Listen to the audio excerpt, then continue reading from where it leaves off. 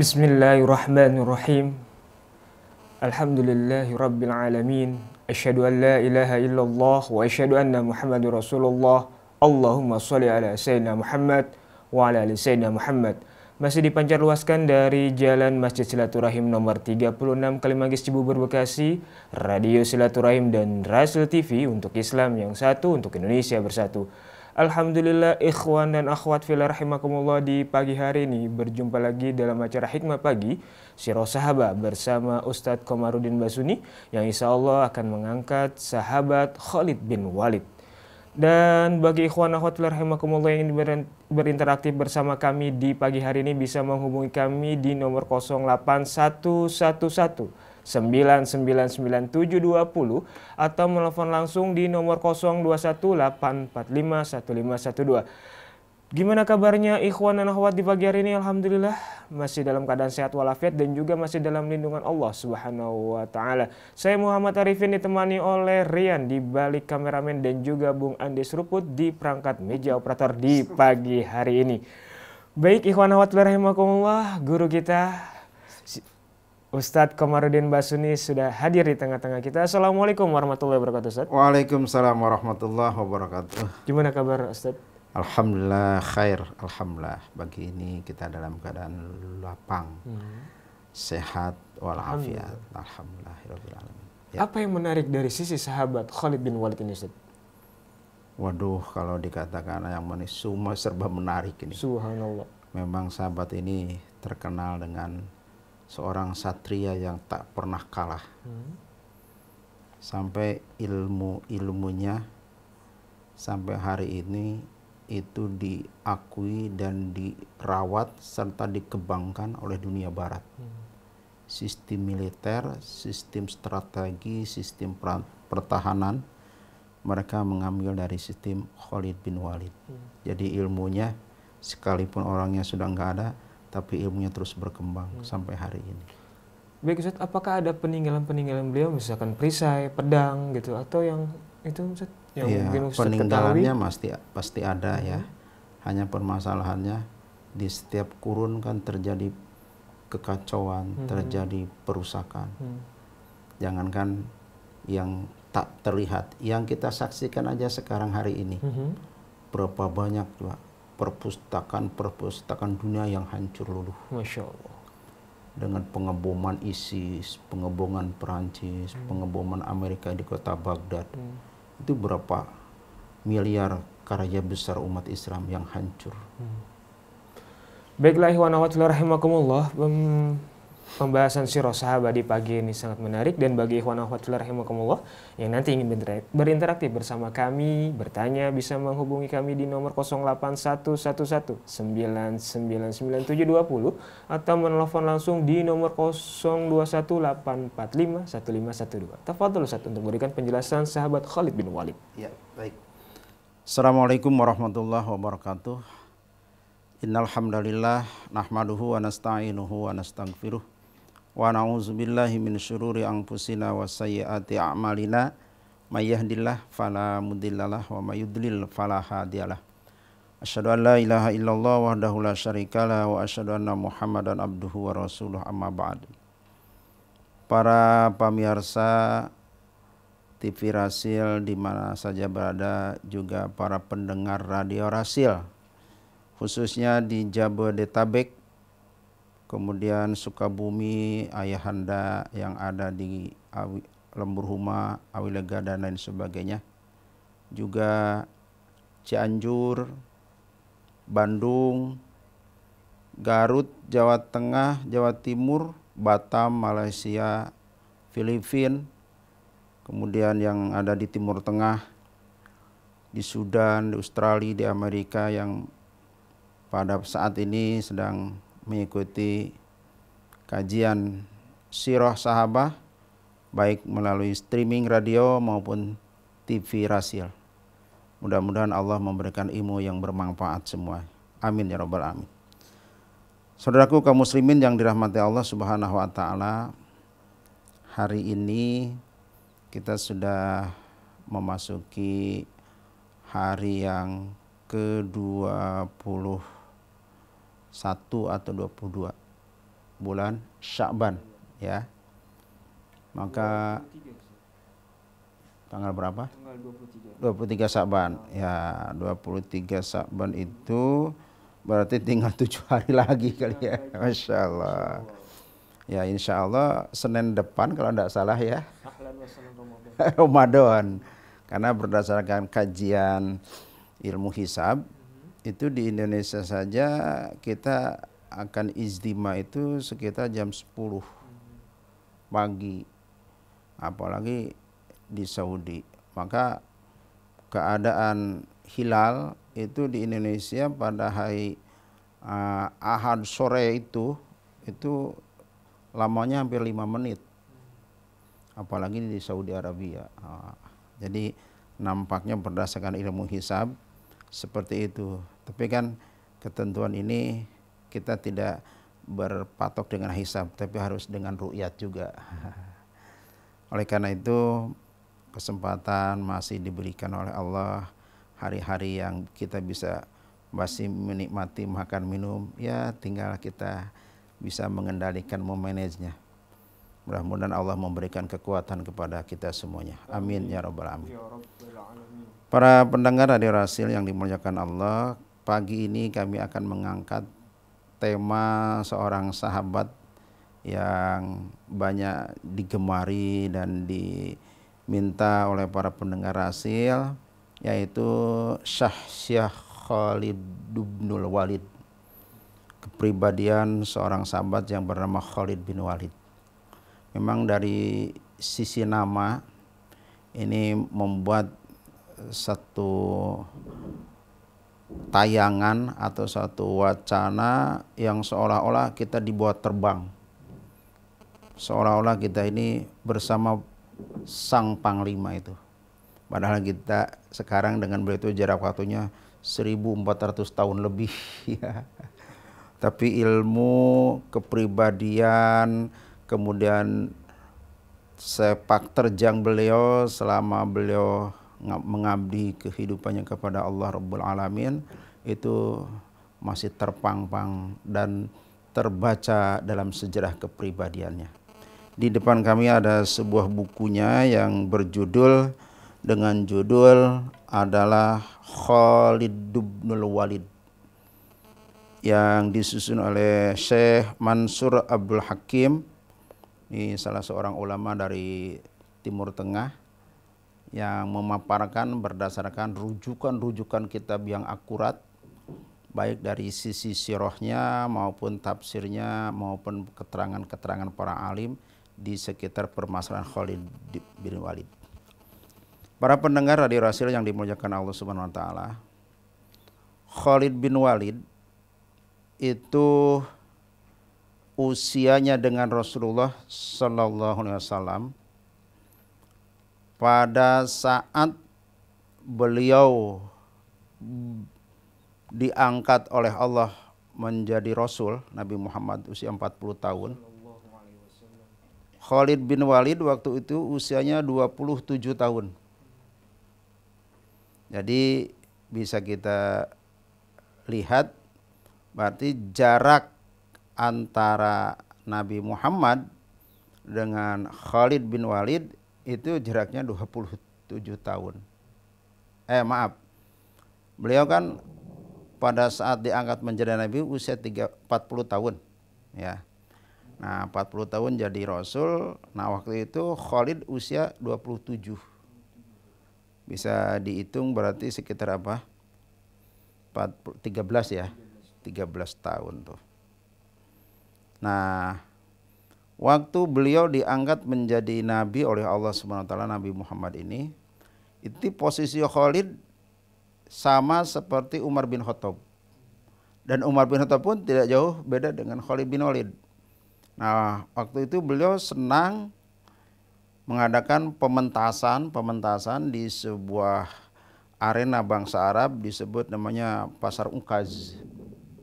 Nah, di Pasar Ukaz itu beliau sering mengadakan pertandingan-pertandingan. Maka pada satu saat Umar bin Khattab dengan Khalid terjadi pertarungan sehingga kaki Umar itu ditendang, ditebas oleh kakinya lagi sehingga patah itu. Pernah terjadi. Jadi dua tokoh ini dengan takdir Allah Subhanahu wa taala begitu mendengar dakwah Nabi Muhammad sallallahu alaihi wasallam, beliau istilah bahasa umumnya kebakaran kumis. Bukan kebakaran jenggot ya, kebakaran kumis. Beliau bertindak semaunya, termasuk Umar bin Khattab bertindak semaunya sebelum Allah buka hatinya. Namun demikian Allah punya segala-galanya. Akhirnya sampai Nabi Muhammad dari kota Mekah hijrah ke Madinah, itu Khalid waktu itu masih kafir. Nah, sementara Umar itu beliau sudah masuk Islam. Bahkan keislaman Umar bin Khattab menurut sebagian riwayat itu antara waktu Nabi Muhammad diangkat menjadi nabi sudah sekitar 7 tahun. Jadi pada saat kaum muslimin hijrah pertama kali ke Habsyi, nah pada saat itulah Umar bin Khattab dibukakan hatinya oleh Allah menjadi seorang muslim. Sementara Khalid belum. Karena apa? Karena beliau itu pertama punya pengaruh yang cukup besar karena ayahnya ini merupakan tokoh Mekah dan paling kaya. Kalau istilah sekarang itu orang yang paling banyak hartanya. Siapa dia? Yaitu Walid bin Mughirah. Kalau orang berjalan dari Mekah menuju Taif, kemudian sepanjang jalan ada perkebunan, apakah itu korma, anggur, dan sebagainya. Begitu ditanya, siapa pemiliknya? Pasti orang berkata, Walid bin Mughirah. Ternyata dia ayahnya Khalid bin Walid.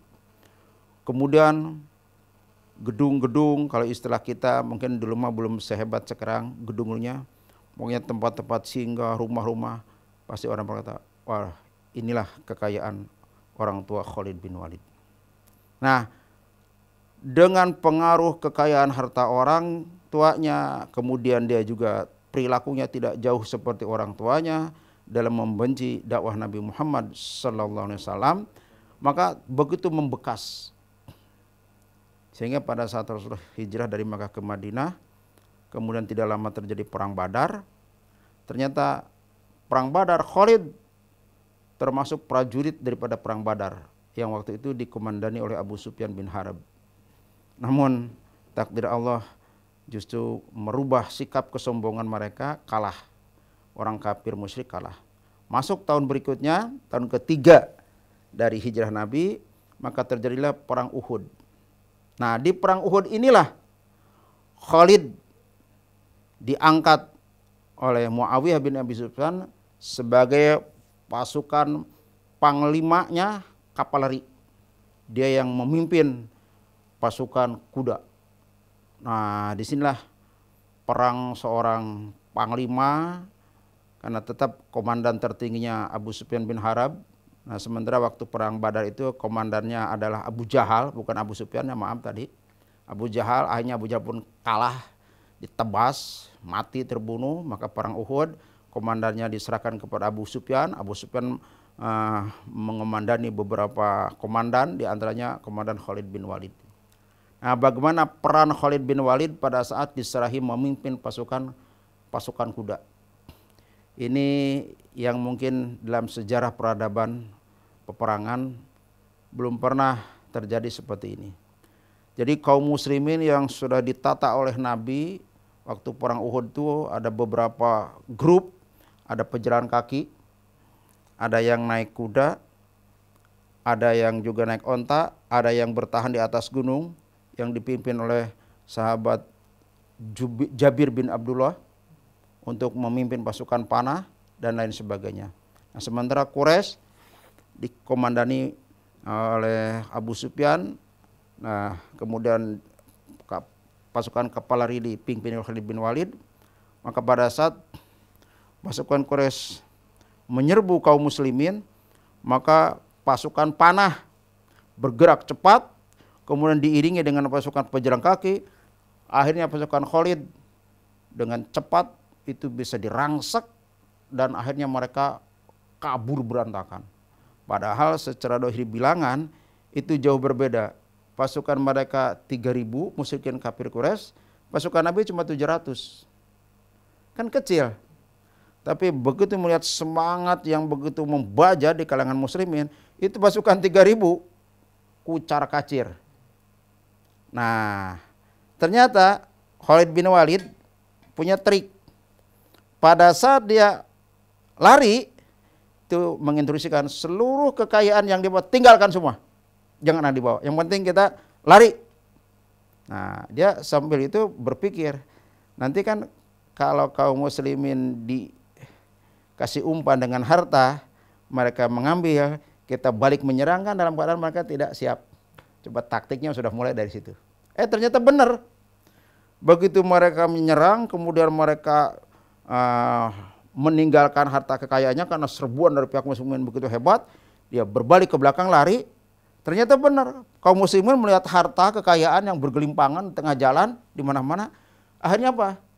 Kalau istilah kita, sibuk memperebutkan harta peninggalan. Ada yang ngambil uang, makanan, pakaian, macam-macam. Wah, asik tuh. Kata Khalid bin Walid, nah kita sudah boleh dibilang kalau istilah kita mah sudah hanya tinggal menentukan nasib kita sekarang. Cuma satu yang ditatap oleh Khalid, yaitu pasukan di atas gunung yang mempertahankan kaum muslimin dari berbagai semua dengan menggunakan pasukan panah.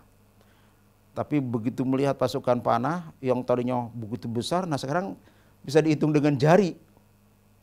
Ternyata tinggal 10 orang dari 50 orang tuh.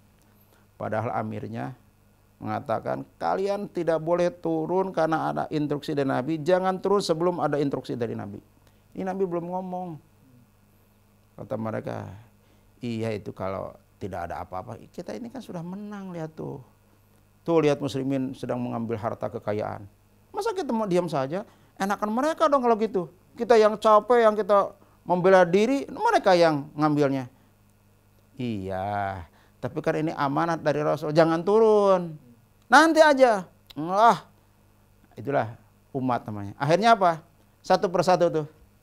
Cingkaralas dari atas turun. Satu persatu. Dari 50 pasukan panah, begitu dilihat hanya kurang lebih 10 orang lagi. Masya Allah. Nah, Khalid bin Walid mengamati dari bawah. Wah, 10 mah nggak usah khawatir. Langsung disikat dari bawah. Ya 3.000 menyerang ke atas. Ya kayak apa bayangkan. Kalaupun kalah ya paling ya sebanding lah 10-20. Tapi kan masih ada sisa banyak. Ternyata karena mereka lebih besar naik ke atas gunung Uhud. Akhirnya apa? Satu persatu tuh sahabat Nabi berguguran. Sampai kepada komandannya yang megang pasukan, yaitu sahabat Jabir bin Abdullah, gugur sebagai syahid. Nah, dari atas itulah dia kerahkan kekuatannya, membombardir dengan panah, dengan batu, yang mana di bawah kaum muslimin sedang berebutan mengambil harta kekayaan. Disitulah buat. Muslimin begitu lihat, dah kok ada yang ngelempar, ada yang memanah. Ini siapa? Begitu dilihat pasukan Khalid. Wah, disitulah akhirnya kaum muslimin kalang kabut. Yang tadinya mereka sudah 80% situasi dikendalikan oleh kaum muslimin, sekarang berubah total. Dikira yang menyerang temannya, yaitu yang 50 pasukan pemanah. Ternyata sekarang udah lain. Jenderal Khalid bin Walid dengan pasukannya. Akhirnya muslimin dari situ yang tadinya bahagia berubah menjadi apa? Menjadi cemas dan lari tunggang langgang. Sampai yang lari itu saking cepat ada yang sampai ke kota Madinah lari.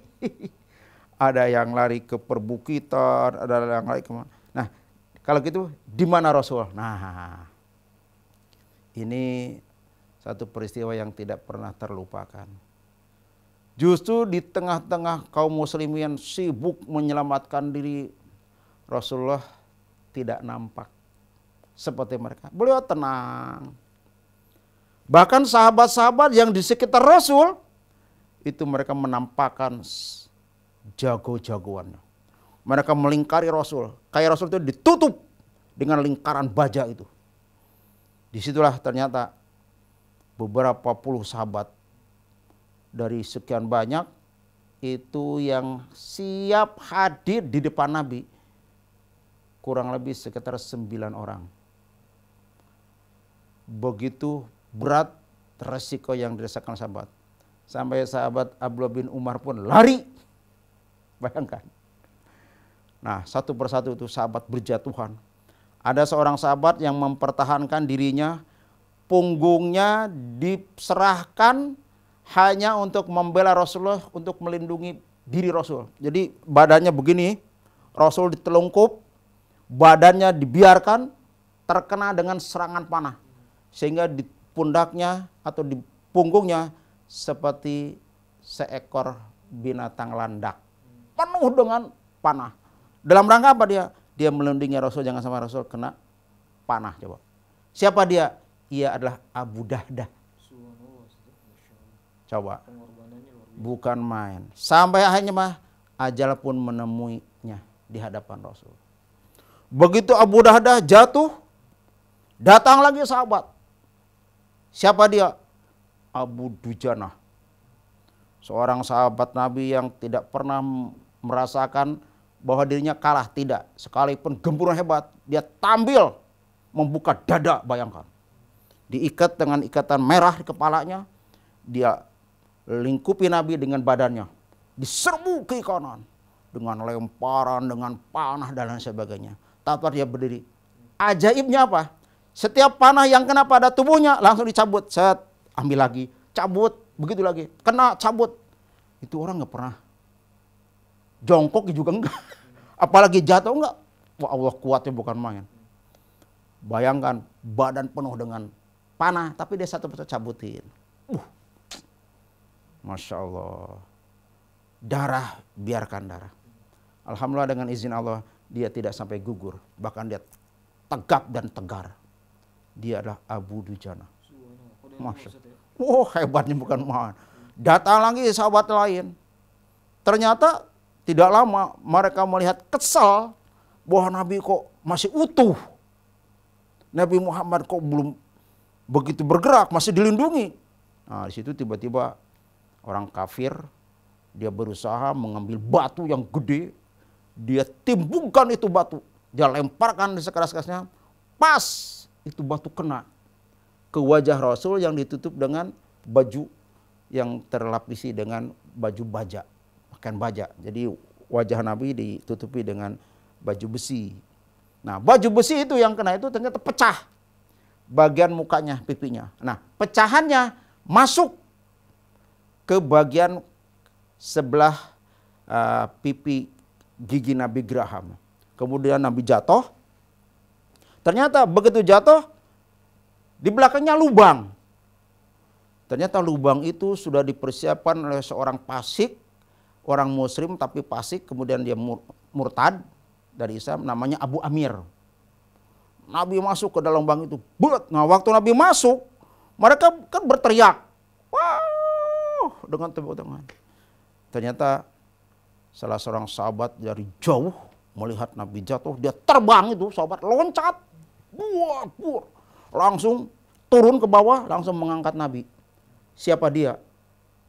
Abu Ubaidah bin Al-Jarrah. Tahu-tahu di sampingnya ada lagi orang.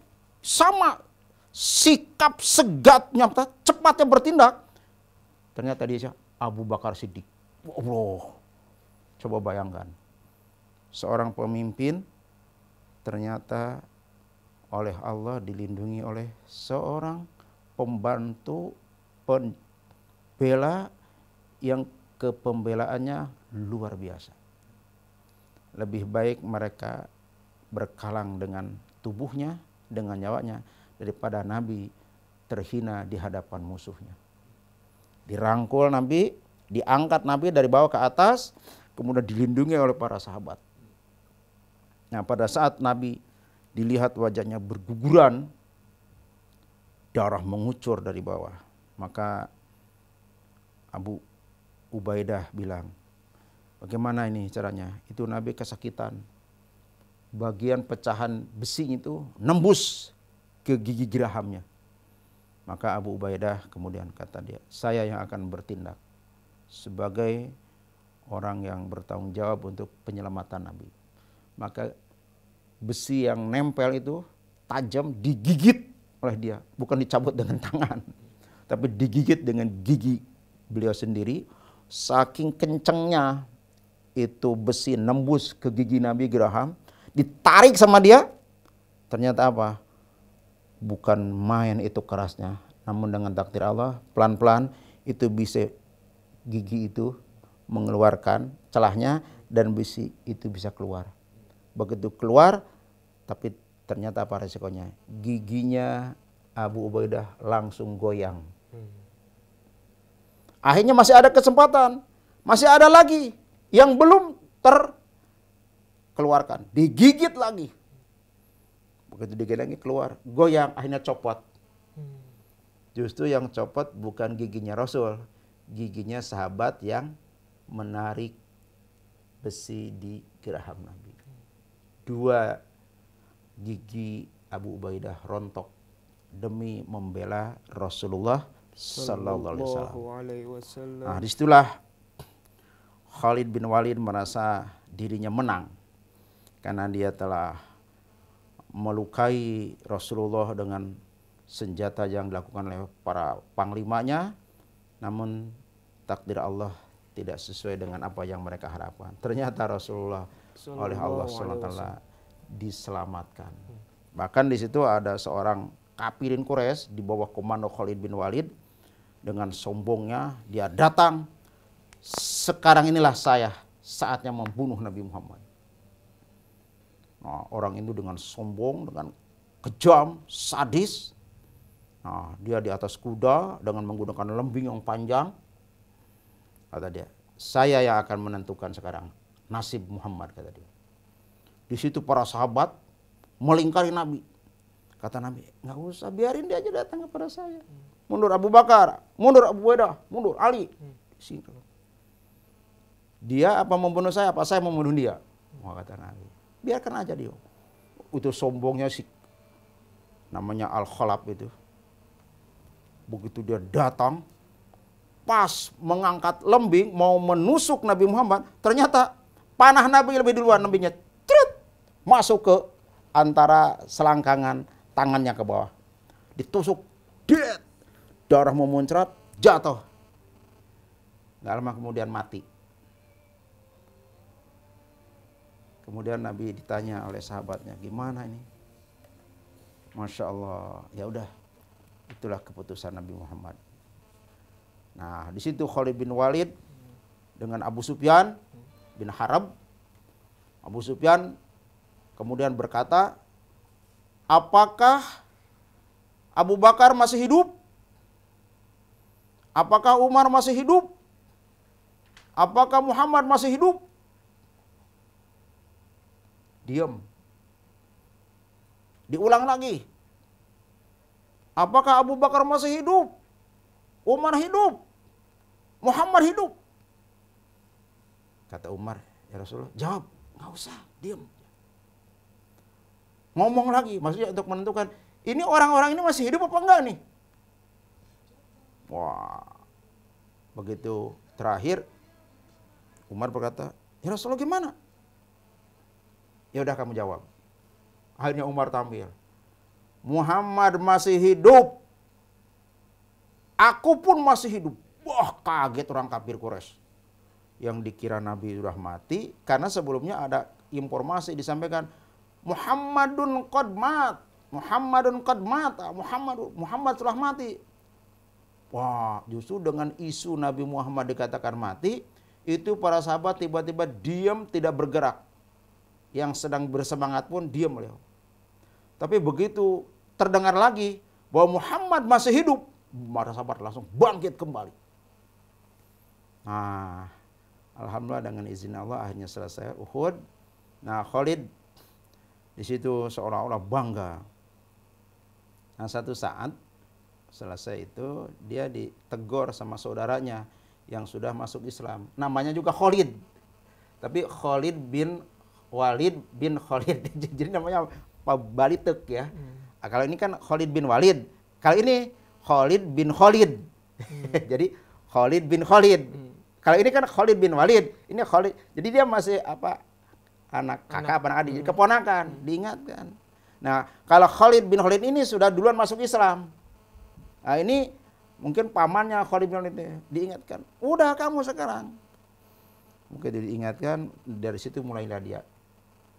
Nah, sehingga pada saat Rasulullah SAW mengadakan peristiwa perjanjian Hudaybiyah, akhirnya Khalid sering berbicara dengan orang-orang Quraisy dan dengan para pemimpinnya.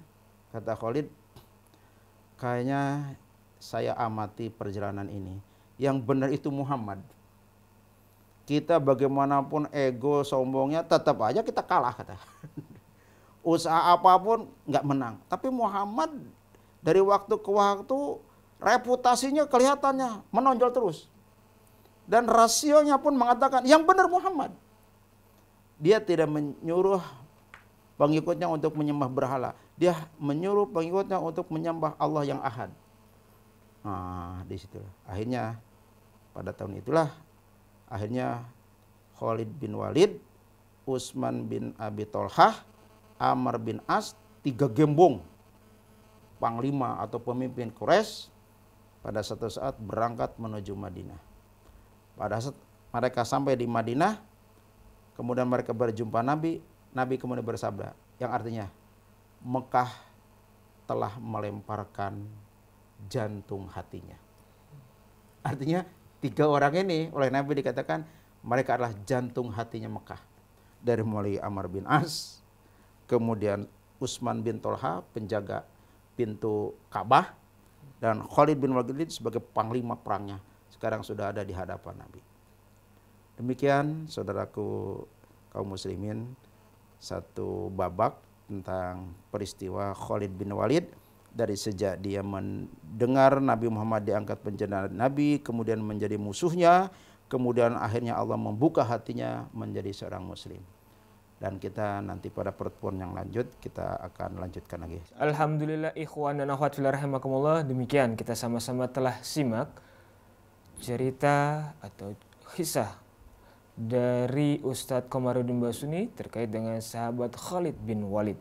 Bagi ikhwan akhwat fillah rahimakumullah, di pagi hari ini yang masih setia bersama kami yang ingin bertanya, bisa menghubungi di nomor 08111999720 atau menelpon langsung di nomor 0218451512. Kita akan kembali setelah jeda nasyid berikut.